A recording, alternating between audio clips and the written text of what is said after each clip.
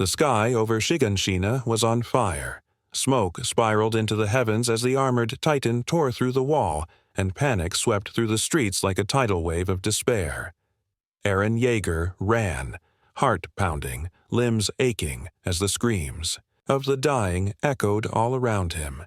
He wasn't fast enough. His mother lay pinned beneath the rubble of their home, bloodied, trembling, whispering his name. And then, as he watched, a titan's jaws opened wide and brought down the curtain on her life. Time slowed. Everything inside him shattered. That was the moment something changed in Eren Yeager. Not just grief, not just hatred. It was the moment his soul cracked open to a different kind of fury. Not the scream of a wounded boy, but the silence of someone willing to burn the world down to rebuild it his way. And then it fell.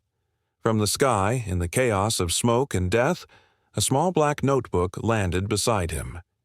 Its cover untouched by fire, its pages perfectly intact. Eren blinked, confused. He picked it up. 2 words stared back at him like a whisper from another realm. Death Note. The boy clutched it, barely understanding why. Something about it felt alive. Wrong. Powerful. He flipped through its pages. The writing inside was crisp, clinical. No emotion, just rules. The human whose name is written in this notebook shall die. Eren stared at the page. Was this some kind of sick joke? That's when he heard the voice. So, you picked it up. Good, I was getting bored. Eren turned around, fists raised, but the creature standing behind him wasn't a titan. It was something else. Skeletal, pale, eyes glowing gold, grinning, with twisted delight. What are you names, Ryuk? I dropped that notebook. Guess it's yours now. Don't worry, I'm just the audience. You're the main act. Eren held the book tighter. His breath caught in his throat. You're saying I can kill anyone just by writing their name? Yep, face and name. That's all it takes. The rest is up to you. Eren looked down at the death note, then back at the battlefield. The titans were still roaring. The people were still dying. And in his chest, a storm was building. He wanted revenge. But not just revenge. He wanted justice. He wanted control. He wanted the power to decide who deserved to live and who didn't. Titans, soldiers, spies, slavers, anyone who chained the world in fear. You're giving me a weapon. No, Ryuk said, I'm giving you a choice. That night, Eren didn't sleep. The death note lay beside him on the mattress in the refugee barracks, cold and silent. He stared at the ceiling, remembering every face that had ever taken something from him, remembering every system that fed on suffering.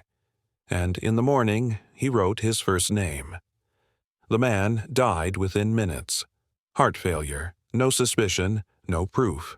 But Eren knew, and so did Ryuk. It started slowly. Names whispered in secret.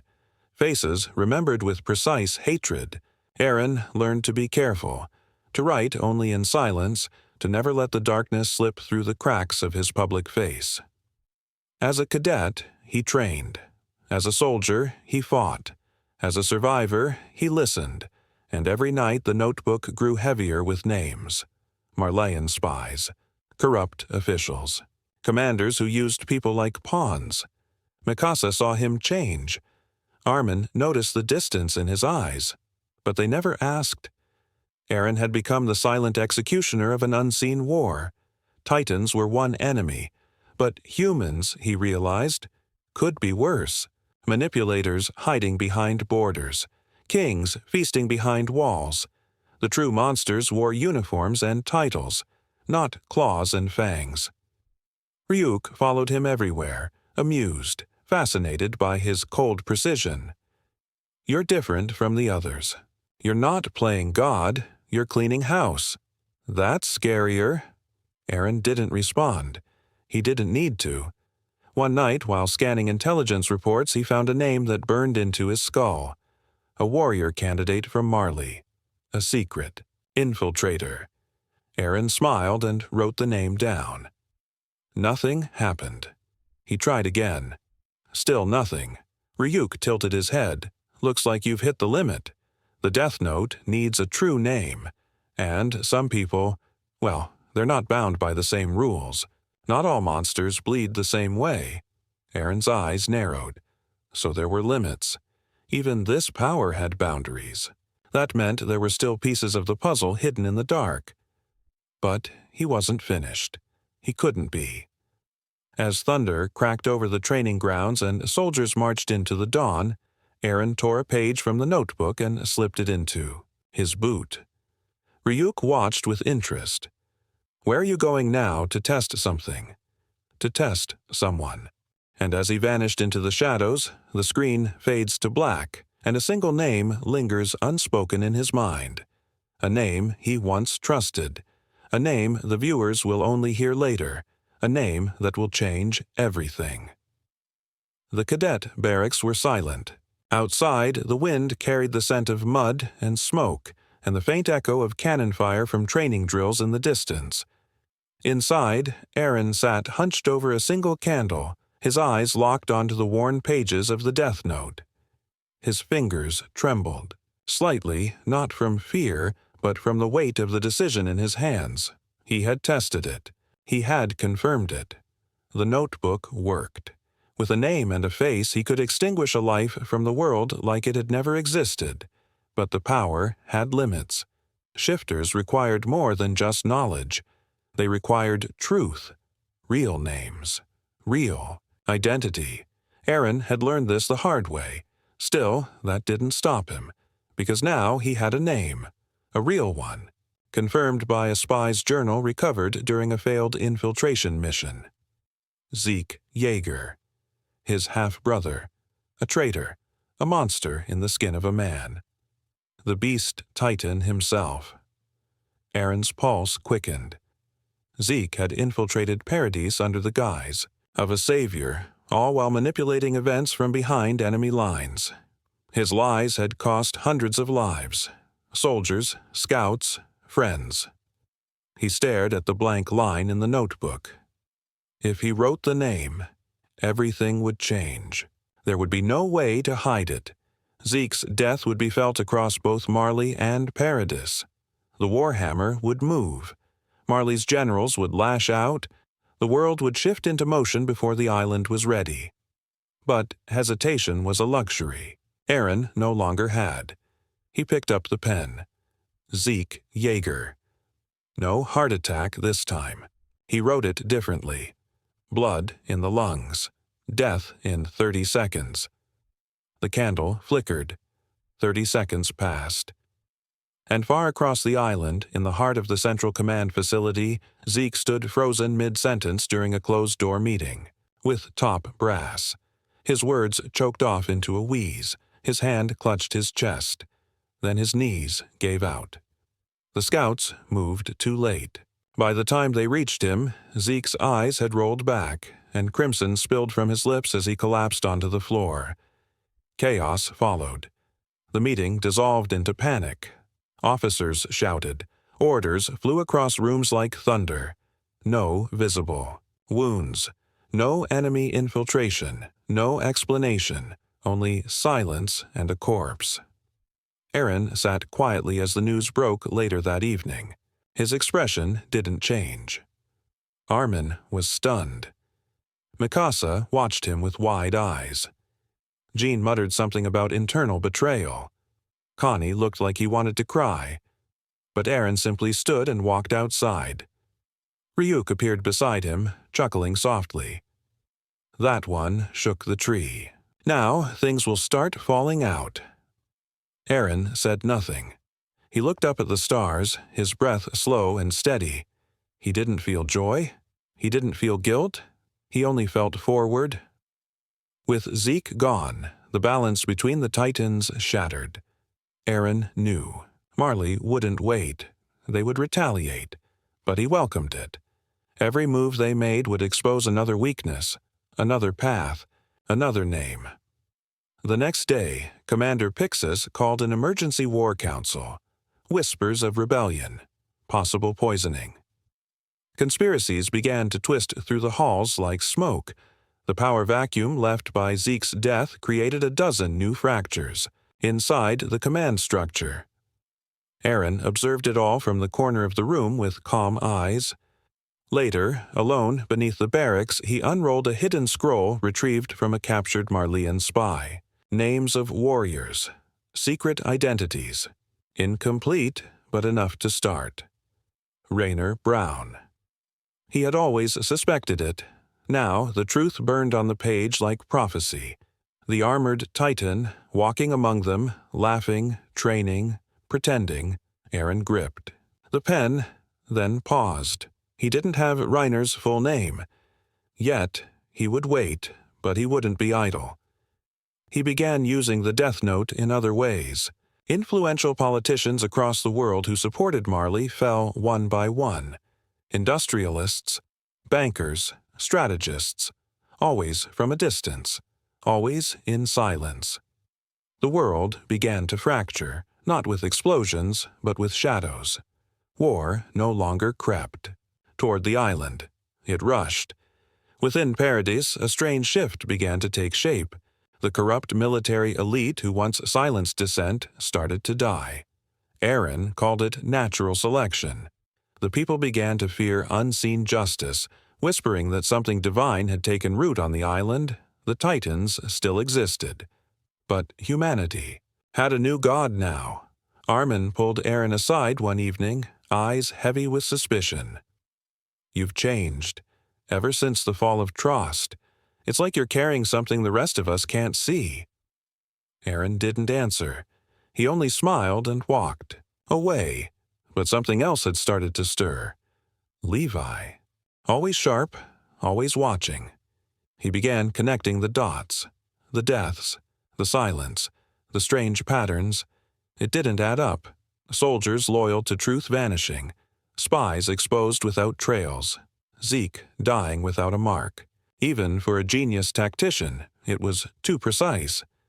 Then, one night, while Eren slept, Levi entered his quarters without a sound. He searched slowly, carefully, and he found it. Hidden beneath the mattress, inside a wrapped field report. The Death Note. Open, pages written in perfect, cold handwriting. He didn't understand it. Not yet, but the weight of what he held told him everything he needed to know. This was no strategy. This was judgment. Levi closed the book and left in silence.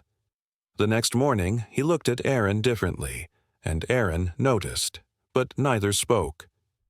Not yet, because both knew that what was coming would not be fought with swords or titans. It would be a war of choices.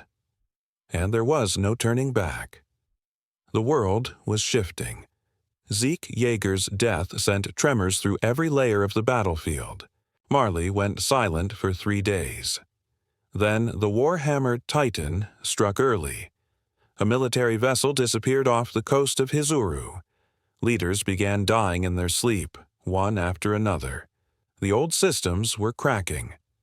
Inside Paradis, fear and confusion crept into every meeting. Officers looked over their shoulders. Cadets whispered behind walls. The news called it a plague of coincidence, but the soldiers had a new name for it. The Phantom Judgment. Unknown, untouched, unseen, a force that killed without warning, without blood, without mercy. Only Levi knew the truth. He had studied the notebook, page after page of names, each written in cold, deliberate strokes. Some he recognized. Most he did not. But the pattern was undeniable. Enemies of Paradis, traitors, commanders, generals, foreign names, all crossed out by death. He confronted Eren, not with anger, but with silence. A stare across a war table, a warning in his eyes. Eren held his gaze without flinching. They both knew the line had already been crossed. Armin, meanwhile, was digging. His instincts screamed that something was wrong. Eren had grown colder, more calculated. He still spoke of freedom, But the fire in his voice had changed. It wasn't desperation anymore. It was certainty. Mikasa followed him like always, but she felt it too. The weight in the air, the distance between them. The boy she once protected now moved like someone who no longer feared death because he had already made peace with becoming something darker. Marley reacted fast. The cart titan vanished from the front. The jaw titan changed hosts. Internal purges followed. Everyone suspected betrayal. No one could prove it.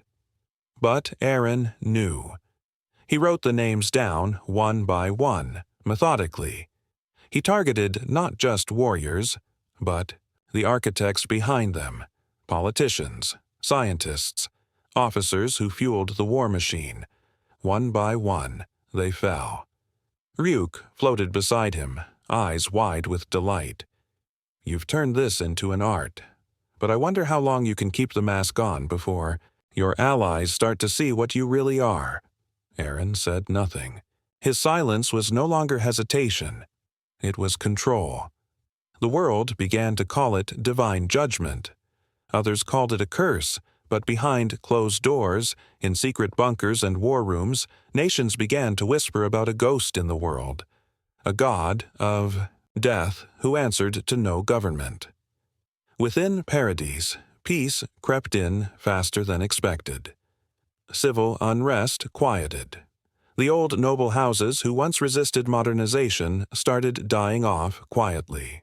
Rebellions ended before they began. People grew afraid to lie, afraid to cheat, afraid to lead with cruelty. They didn't know who was watching, but they believed someone was, and in a twisted way, Eren had achieved what no general could. Order, but it came at a cost. One night, Armin followed Eren after curfew. He watched from the shadows as Eren sat under a tree, writing into something hidden in his lap. The expression on his face wasn't joy. It wasn't sorrow. It was resolve. Armin stepped out and asked the question that had haunted him for weeks. "What are you doing?" Eren looked up slowly. Fixing things, Armin wanted to ask more, but the look in Eren's eyes held no room for debate. Back in Marley, the surviving warriors panicked. Peak, now leading in Zeke's absence, suspected a traitor. She ordered a deep investigation. When that failed, she began testing her own soldiers. Anyone who showed signs of doubt was removed. But Eren had already set his sights higher. He discovered the identity of a scientist who engineered the Titan spinal fluid used for forced transformations. A genius, a ghost, a man never seen in public. With the help of his Uru's informants, Eren found his real name. He died in his sleep 2 days later. The weapon behind the Titans was crumbling, and no one could stop it. Until one name appeared that changed everything. Historia Rice, the Queen of Paradise, the symbol of peace, the last true royal. Someone had written her name in the death note. And it wasn't Eren. He stared at the page in disbelief. The handwriting was different, sloppy, rushed, but the intent was clear. Someone else had found the notebook. Ryuk laughed. "Looks like you've inspired a fan, or a rival." Eren's blood turned cold. He searched the room. The second notebook was gone. A decoy he had created, now missing. He had left it hidden beneath false reports in a locked drawer, meant only as a backup. Someone had taken it. And that meant one thing. The Death Note's power had spread. He raced to Historia's quarters. She was alive, confused, guarded. Someone had warned her. The handwriting was a child's. A name was written, but it lacked details. It had failed. She had been spared only by luck, but the damage was done. Eren now understood. This power wasn't just his anymore. The fear had birthed curiosity. The truth would not stay hidden. And far away, in a village near Trost, a young cadet flipped through the fake death note, heart racing, mind broken by the death of his brother in the last expedition. His hand trembled as he wrote another name. 4. The first time, Eren had no idea who would die next, and that terrified him more than any Titan ever had. The world had grown quieter, but not calmer. Ever since Zeke's death and the global shifts that followed, Paradis had entered an uneasy calm. On the surface, it looked like victory. The military stood unified, dissent had faded, and outside threats weakened by silent deaths no longer barked with confidence. But behind the illusion of peace, a storm was preparing to break. Levi had kept his distance since discovering the Death Note. He watched, measured, waited. He didn't confront Eren with words. He waited for proof of intent. That proof came when he intercepted a coded message from Hizuru, a list of foreign names scheduled for execution. None were soldiers. All were civilians, diplomats, scientists, dissidents. Eren had gone beyond defense. He had begun shaping the world through silence. Armin confirmed the pattern. More names, more deaths, executed before policies, before weapons, before diplomacy. The future was being written in a notebook, and only Eren knew the shape of what was coming. He met with Mikasa near the edge of Wall Rose. She stood where they once watched sunsets as children, her scarf tugged by the wind. She asked him if any of it was real anymore. The promises, the freedom, the boy who swore he would crush the Titans and set their people free. Eren looked out across the plains. It was always real. But I've seen what comes after freedom. Chaos. If I don't build the world, someone else will, and they won't build it for us. He walked away before she could answer, but Levi was already waiting. He stood in the shadow of the old scout headquarters, arms folded, eyes sharp. Eren stopped in front of him and said nothing. Neither did Levi. They had passed words long ago. Now they were just men standing at the crossroads of ideologies. The silence shattered when Levi tossed a name at his feet, a name written in Eren's hand. A Paradise officer. Loyal, honest, dead. No threat, just inconvenient. This is your revolution now? Killing the ones who disagree? Eren's expression didn't change. He was going to expose the note. That would have ended everything we've built. And what did we build? Levi's voice was cold. A nation that's too scared to think? You've become the same thing we fought to destroy. If you want to protect something, you have to be willing to become its sword.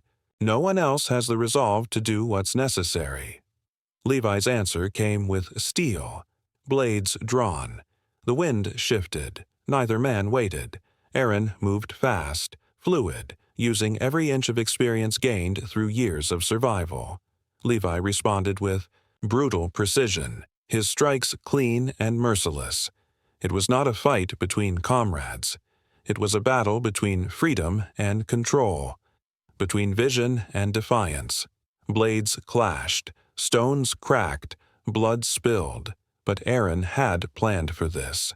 He pulled a hidden page from his coat, a name already written. Levi's name. He hesitated, and in that hesitation, Levi struck. The page flew from Eren's hand as he fell back, blood blooming across his arm. He scrambled for it, but a boot pinned it to the ground. Armin had arrived. He stood between them, chest rising and falling, holding the burned remains of the original notebook. I know what you've done, and I understand why, but this ends here. Eren's voice was steady. If you burn that, you're burning everything we worked for. You worked alone. We followed a lie. That's not leadership, that's manipulation. Eren looked to Mikasa, who had followed Armin. Her eyes were unreadable. You believed in me once. I believed in the boy who wanted to save us. I don't know what you are now. Eren's hands trembled, not from fear, but from the pull of what he had become. He had come so far, too far. He couldn't go back. The world was so close to being cleansed. I can end the war in 1 generation. No blood, No titans. Just a new world. At what cost? Levi asked, voice low. Eren raised his head.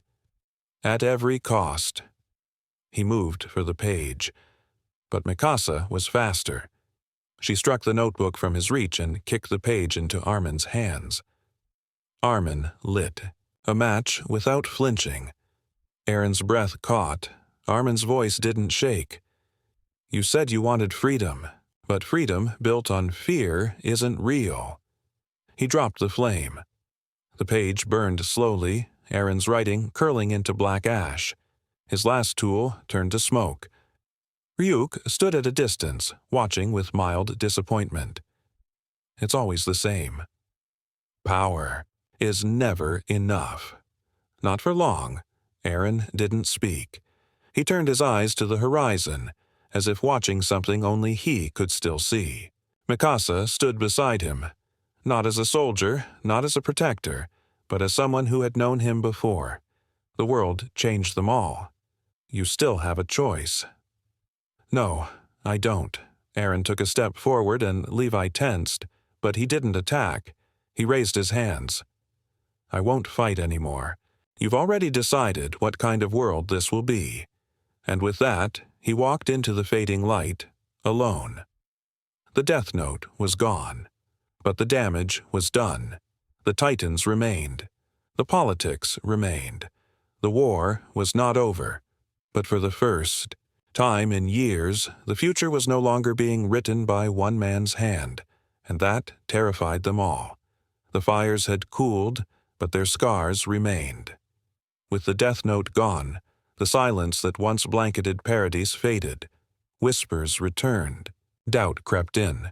The ghosts of those who had died under Eren's judgment haunted the conversations of every soldier, every official, every survivor who had once believed their safety was the result of divine will. And still the island stood. Marley had fractured. From the inside. Their warriors scattered. Their chain of command broken by the invisible blade Eren wielded until the end. Though no war was officially declared, the battles had already been fought in shadows. Assassinations, disappearances, collapsed economies. The global threat Eren once warned about had been pushed back, not by diplomacy, but by fear. But that fear came with a price. The power vacuum within Paradis birthed a new kind of government, cautious, controlled. No single man could ever again be allowed to wield such invisible strength. A council was formed, guided by a mix of military veterans, civilian leaders, and foreign advisors. Armin stood at its center, not as a ruler, but as a symbol, a thinker, a reminder of what unchecked power had nearly done. The people loved him, not for his strength, but for his calm. Mikasa withdrew from public life. She visited Eren's old room once every month. She never spoke of him, never defended him, but she kept his scarf folded beside her bed. No one dared ask what she truly believed. Levi returned to field training, preparing the next generation of scouts. He said little, taught hard, and looked toward the sea with a gaze that never softened. Ryuk vanished. His interest in the world had faded with the burning of the notebook. What remained was a new world, built in the ashes of impossible power. The people of Paradis rebuilt not just their cities, but their values. The Death Note had shown them what fear could achieve, but also what it could destroy. No one spoke of the notebook openly. To many, it was a myth, a tale created to explain the unexplainable, a nightmare passed from one generation to the next. But those who had seen it knew better. Armin passed laws that ensured no leader could rule without question. Committees replaced generals. Transparency replaced command. But it was not peace. Not truly. It was recovery. The scars Eren left behind stretched across nations. Foreign leaders who had lost allies to his unseen hand now looked at Paradis with cautious respect. They knew what the island had once held, and feared what it could hold again. In Marley, a new warrior program began, not built on hatred but desperation. They no longer sought to dominate, they sought to defend. The boy who had grown up wanting freedom had turned their might inward. Their own people demanded answers. Some mourned Zeke, others celebrated his death, but none forgot the boy who destroyed their war machine without firing a single bullet. Inside the walls, a statue was built, not of Eren, but of the fallen. Scouts, civilians, warriors, innocents. It stood at the center of Shiganshina, carved from the ruins of a collapsed barrack. Armin visited it often. One evening, he met with Mikasa there. The sky was dim, the wind soft. Do you think he regrets it? No, not even at the end. He chose everything, every step. Regret was not part of him. He carried all of it because he believed no one else could. Would you have stopped him sooner if you knew? Did know, but I still wanted to believe there was another way. He died with that belief too, didn't he? No, he died knowing the world would never be fair, but he hoped we would make it better. The silence between them was the same one they had known as children, heavy but familiar. Elsewhere, a classroom of young cadets studied maps. They memorized borders, read about wars they never lived through. Some heard rumors of the Death Note. None believed it. Their teachers told them it was only a metaphor for tyranny. But one child stayed behind after class, staring at the photo of a boy with fire in his eyes. The textbooks called him a revolutionary. The whispers called him a murderer. The statue called him part of history. The boy looked out the window and asked the teacher a question no one had dared ask in years. If you had the power to end every threat before it ever reached your home, would you use it? The teacher didn't answer. He only closed the blinds. Outside, the world continued, peaceful on the surface, tense underneath, and in the ruins of a forgotten farmhouse deep in the forest, a piece of scorched paper remained buried beneath stone. Its corner still held the faded edge of a name that had never finished burning, a reminder that no world stays clean forever, not even the one Eren left behind. History would remember him differently. To some, Eren Yeager was a tyrant who chose death over diplomacy. To others, he was a savior who erased threats before they could rise. But to the few who truly knew him, he was something far more complicated. A boy who saw too much, a soldier who carried too much, a human who dared to play God not for power, but for peace. The Death Note did not change him. It only accelerated what already lived inside his heart.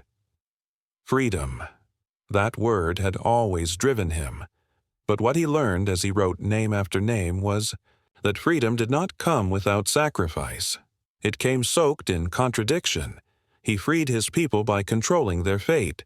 He ended wars by killing without trial. He eliminated enemies, but created fear.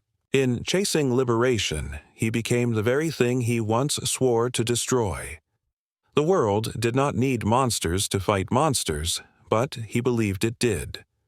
The question that lingered in every heart after his fall was one that no council, no law, no army could ever answer. Was he right? Armin asked it silently every time he passed the memorial, every time he signed a new decree.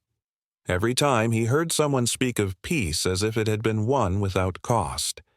He remembered the face of his friend, twisted not by rage but by burden. The boy, who once cried watching the sky beyond the walls, had lived long enough to burn a path through nations. Mikasa asked it differently, in the quiet of her home, in the way she wrapped the scarf he gave her even when the weather was warm, in the way she still walked the outer districts alone, eyes tracing the roads he once traveled. She never answered when asked how he died, because in her heart he never truly did. Levi asked it without words, in the way he trained his cadets, in the way his blade never dulled, in the way he stared at the young soldiers who never knew war but were born from its ashes. He did not forgive Eren, But he understood him, and that was harder. The world outside moved on. New leaders rose, new threats emerged, but the notebook never resurfaced. Some believed it had been completely destroyed. Others feared it still waited, buried in the earth, waiting for hands desperate enough to seek it again. And maybe that was the true legacy Eren left behind. Not the deaths, not the silence, but the question. If you could kill a name and save 1,000 lives, would you? Would you choose peace through terror? Would you erase evil with your own hands before it ever had the chance to grow? Or would you let it rise and risk everything just to keep your own soul clean? The notebook was not evil. It was a mirror. It showed the heart of whoever held it, and in Eren's hands it showed the terrifying beauty of conviction. He did not want to rule. He did not want to be worshipped. He wanted one thing, and he pursued it until the end of his path, no matter how bloody that path became. Freedom. Not the freedom to live without rules, but the freedom to live without fear. A future where no one would ever again kneel to monsters. But in trying to build that future, he forgot something. Monsters are not born. They are made, sometimes in pain, sometimes in love, sometimes in the name of something noble. The boy who screamed at the sky became the god who silenced it. And for a moment, the world held its breath because of him. Now that world breathes again. But it breathes with caution. Because those who remember Eren Yeager do not remember him as a villain or a hero. They remember him as a warning that even the purest ideals can rot in the hands of the desperate, that even the strongest love can fade beneath the weight of sacrifice, that even a god can bleed. Years later, a new generation will learn his name. Some will hate it, some will praise it, but all will ask the same question. What defines a monster? Is it the cruelty of action, or the righteousness of belief? Is it the body count? Or the reason behind each killer? Is it the moment when a boy writes a name in silence and believes that by doing so, he is saving the world? There is no final answer. There is only the echo of his footsteps, still fading across the stone walls of the island he swore to protect, and the silence of a page never written. Because sometimes, not writing a name is the greatest act of defiance. And sometimes monsters do not roar, they whisper.